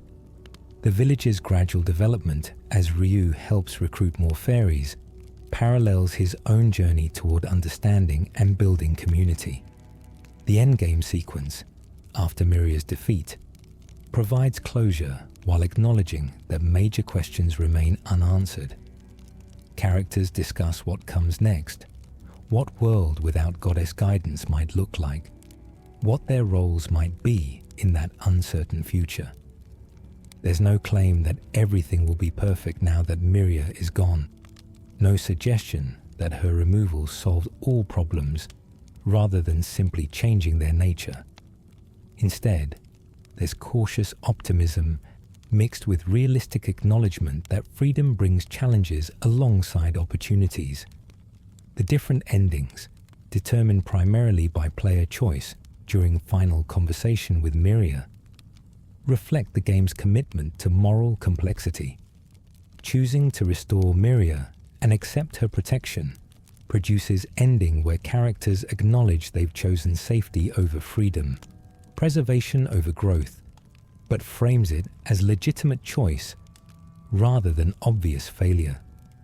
Choosing to defeat Miria produces ending where characters accept responsibility for humanity's future, knowing they've removed safeguards that prevented worst outcomes alongside constraints that prevented best possibilities.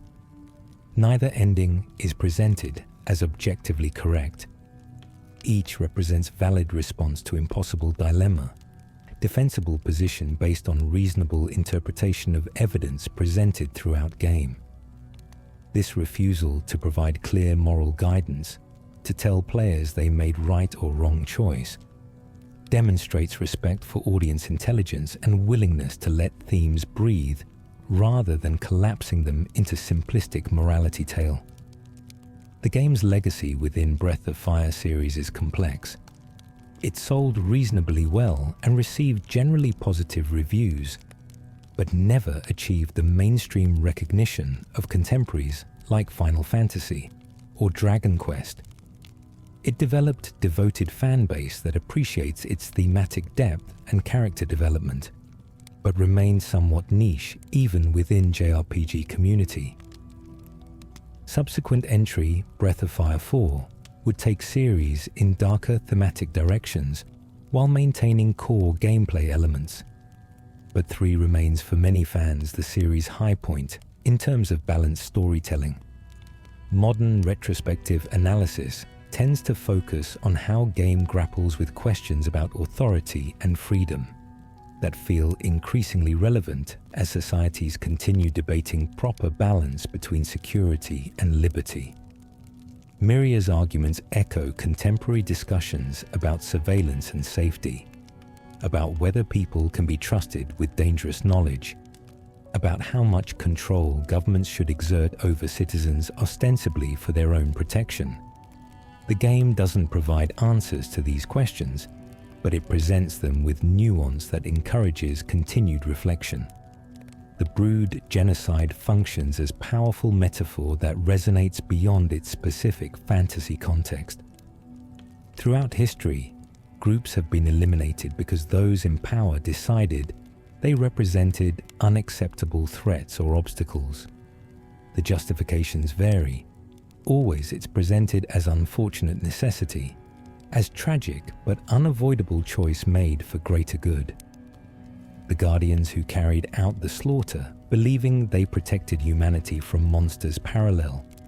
Countless real-world perpetrators who convinced themselves they served just causes even as they committed atrocities.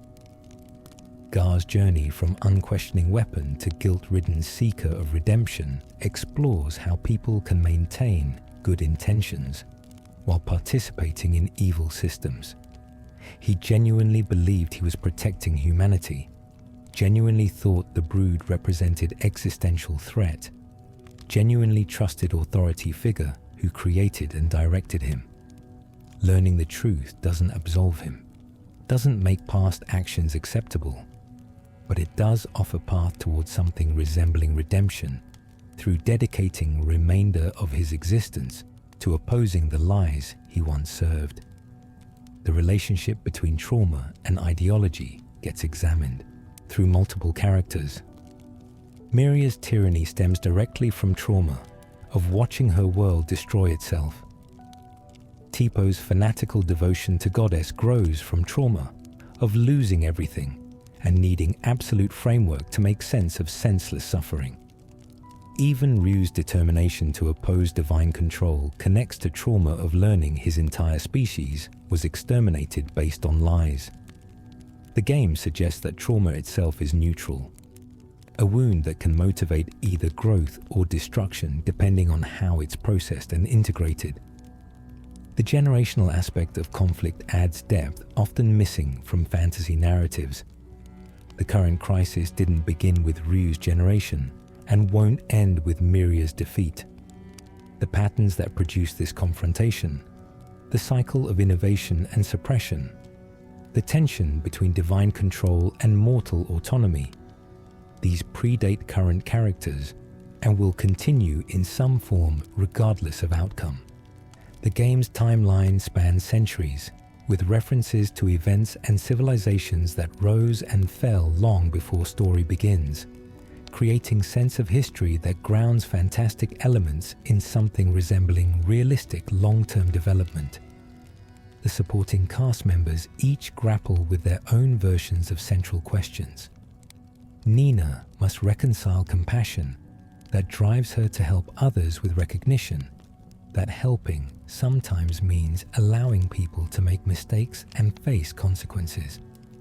Rei must balance desire for vengeance against remaining capacity for connection and love, choosing whether to let anger define him or to build something beyond rage.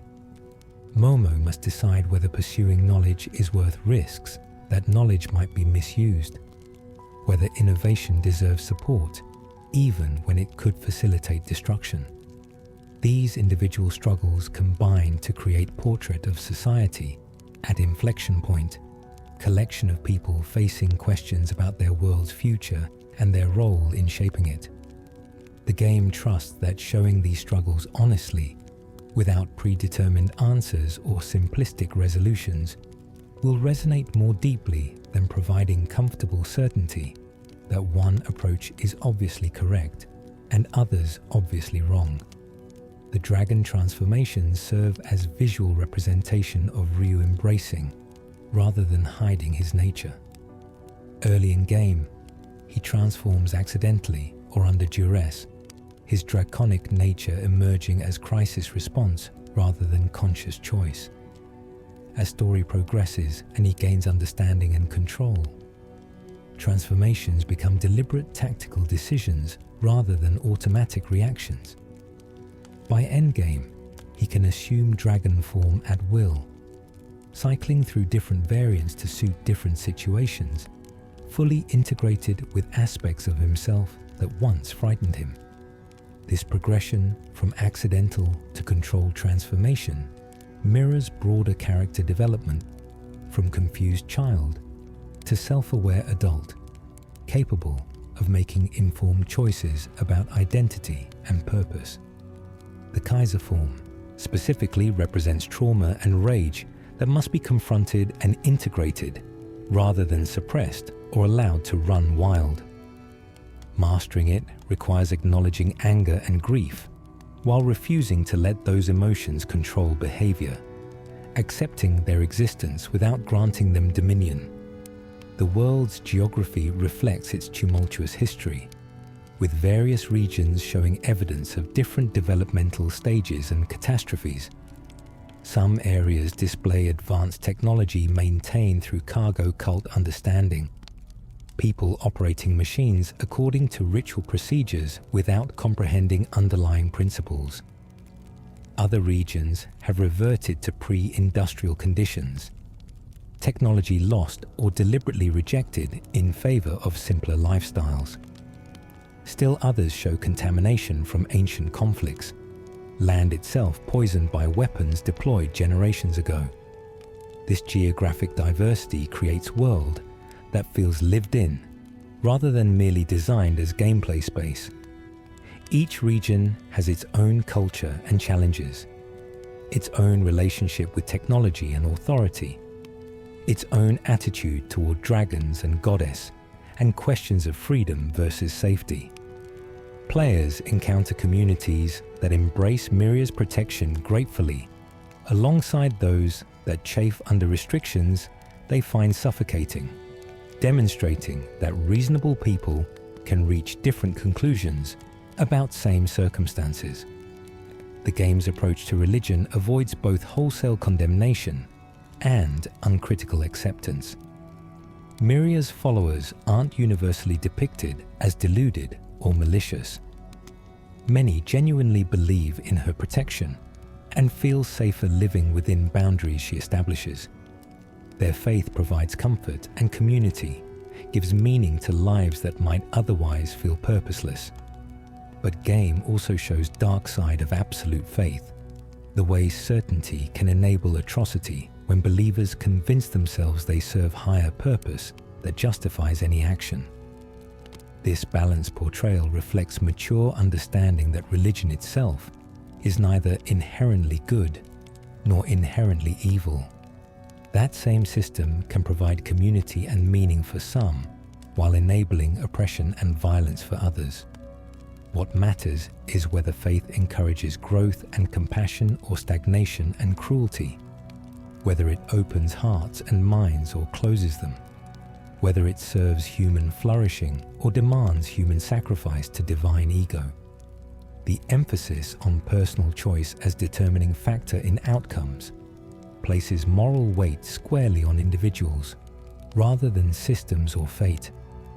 Characters aren't helpless victims of circumstance or destiny, but agents capable of making meaningful decisions even within constrained circumstances.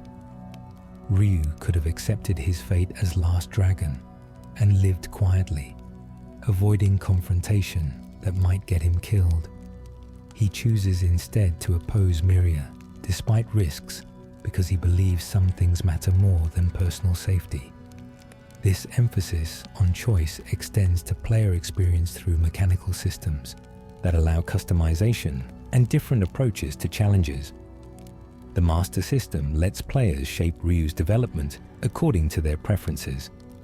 The Gene Combination System for Dragon forms enables creative experimentation with different hybrid abilities. The party composition and equipment choices affect tactics and strategy in ways that reward thoughtful planning, while remaining accessible to casual players. The fishing minigame deserves mention again for how it provides counterpoint to main story's intensity. These quiet moments where Ryu sits by water waiting for fish to bite create space for players to decompress between major plot developments. The activity itself requires patience and timing rather than combat prowess, rewarding different skill set than most of game emphasizes. The masters found through fishing, like Fal, who lives as hermit and teaches balanced growth, reinforce that there are many paths to strength and wisdom. The creature designs throughout game blend familiar fantasy archetypes with original creations that feel appropriate to setting. Standard enemies like wolves and bandits populate early areas, while later regions introduce increasingly bizarre monsters that suggest biological experimentation or magical corruption. Boss designs are typically larger and more elaborate than regular enemies, with multiple forms or stages that require adapting tactics mid-battle. The final confrontations with Myria showcase increasingly abstract designs that emphasize her divine nature and growing desperation. The narrative pacing generally balances exposition with action effectively, though some sections drag, while others rush through important developments.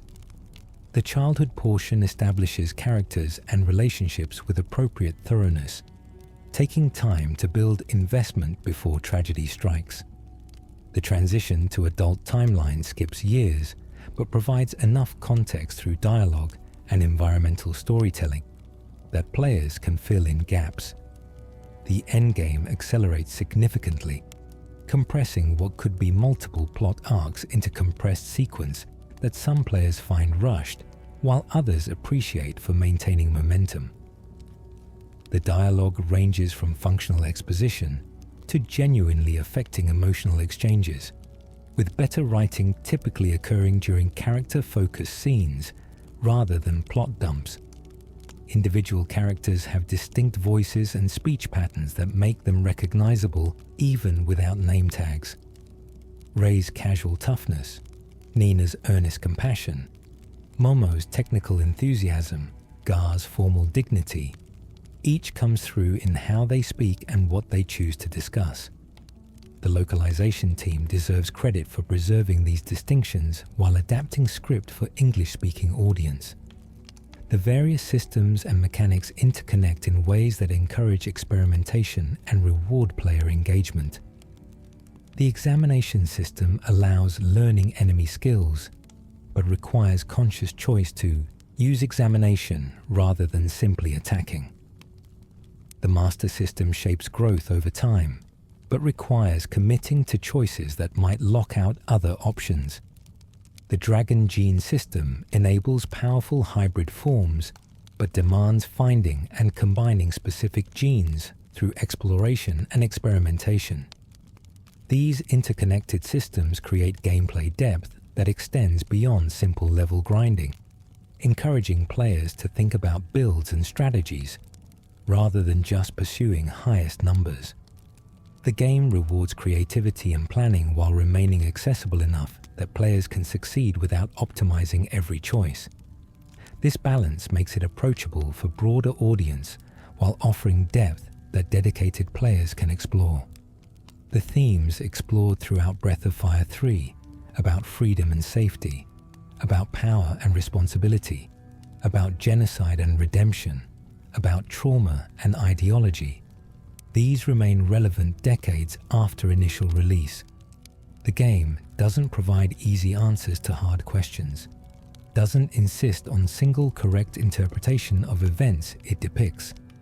Instead, it presents complex situations with multiple perspectives, allows players to engage with themes on their own terms, trusts audience to bring their own experiences and beliefs to interpretation. This respect for audience intelligence, this willingness to present moral complexity without collapsing it into simplistic binary, elevates Breath of Fire 3 above many contemporaries that preferred clear heroes and obvious villains. Miria isn't simple antagonist, but rather someone with legitimate grievances and understandable motivations, whose response to trauma becomes tyrannical. Teepo isn't traitor, but rather someone who reached different conclusions from same evidence, whose faith provides meaning even as it drives wedge between him and those he once loved. As the final scenes play out and characters disperse to their various futures, game leaves players with sense of chapter closing rather than story ending. The conflicts that drove this particular narrative have been resolved, but larger questions about humanity's trajectory remain open. Will people develop wisdom to match their growing power? Will freedom prove worth its costs? Will the sacrifice of brood and suffering of guardians lead to something better? Or will it all prove meaningless when humanity destroys itself anyway?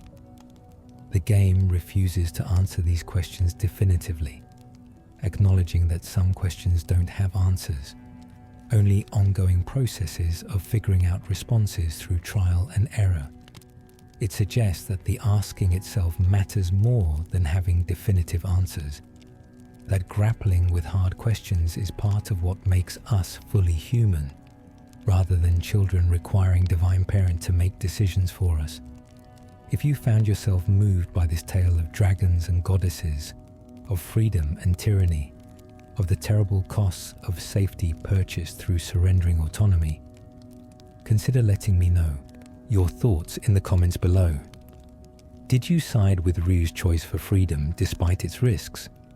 Or did Miria's arguments for protective control resonate with you? How did you navigate the moral complexities the game presented? And if you're hungry for more explorations of forgotten stories from gaming's past, more deep examinations of narratives that dared to ask difficult questions and trust their audiences with complex themes, then subscribe to follow along on future journeys through the stories that shaped us. The conversation doesn't end when credits roll. It continues in how we think about these themes and apply them to understanding our own world, our own choices, our own responsibilities to each other, and to futures we'll never personally see, but help shape through actions we take today.